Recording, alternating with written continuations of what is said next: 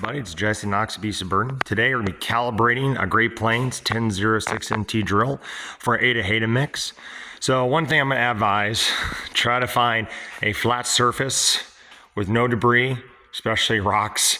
If you have no choice and you got to calibrate inside of a shop with rock flooring, just be very, very cautious about rocks. One time I actually got one rock in there and the native prairie drill almost ruined the whole thing. So be very cautious when you're getting your drill to spill seed on a catcher and then put it back in. Just be cautious. The book says to take like the first three, disengage the tubes and let them pour into a bucket.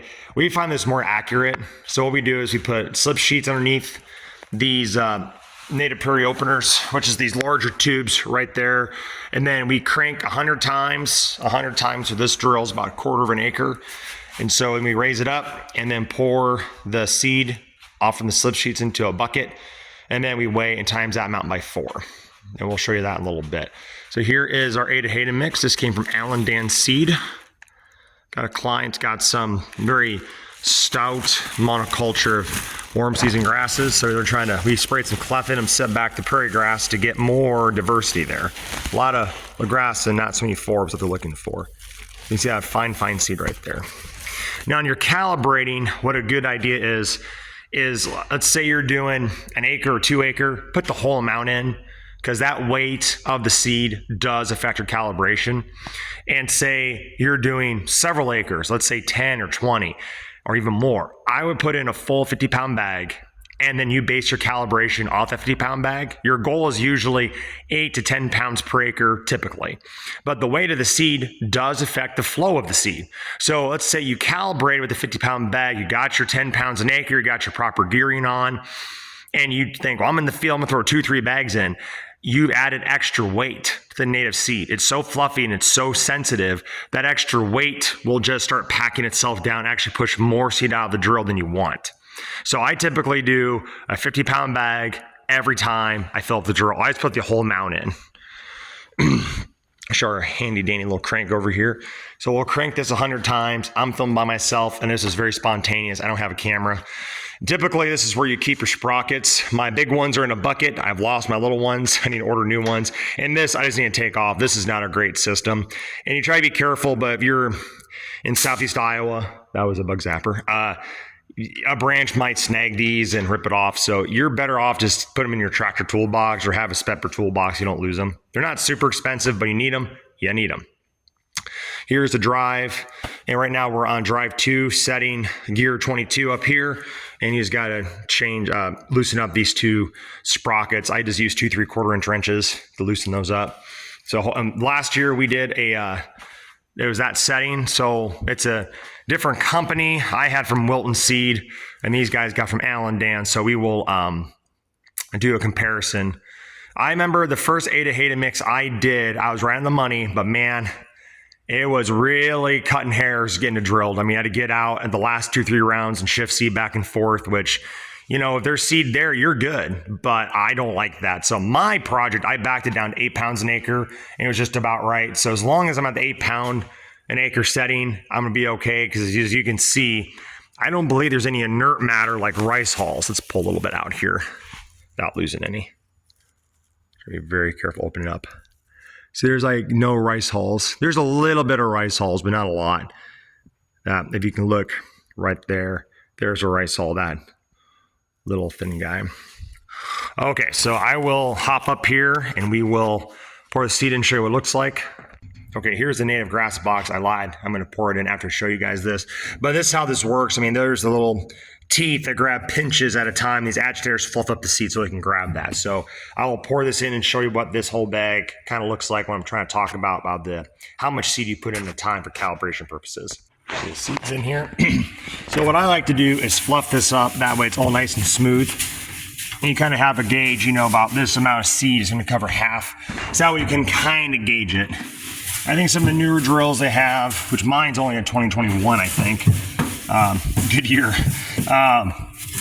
Yeah, they have scales and load cells on them now, so you can have a load cell in your drill box and send a reading to your tractor cab, but that is something I'm not it'd be super nice, but I'm not doing this work for a living anymore. So if I was full-time and getting bigger, I probably would invest in something like that. But the old-fashioned way is fine too. But that's how it kind of looks like. And again, just notice if you're not from a native seed, you cannot throw it in the grain box. It's just too fluffy and fine. Now, what you can do, if you're doing a pollinator and let's say, I don't know what circumstances you'd be in not to have any grass. I always advocate for a little grass in a pollinator. That would be a fuel source to carry it across. And perhaps, and I've not been in a lot of growing season burns for pollinator if you need that or not. However, I've seen some guys run the small seed through the small seed box. As long as you have no grasses and fluffy seed, you could pull that off. But typically, it's a prairie. So prairies is not all flowers or all grasses. It's a mix. So as you can see here, there's some wild onions in this mix. I believe that there's a wild onion.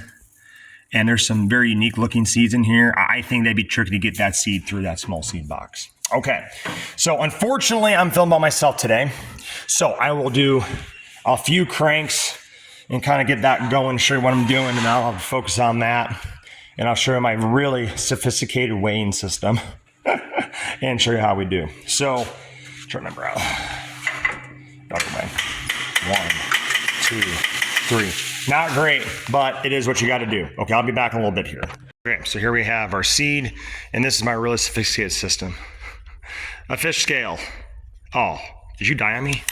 No. There she goes. So I do have a normal scale, but this is what I have. We're gonna hook this up right here.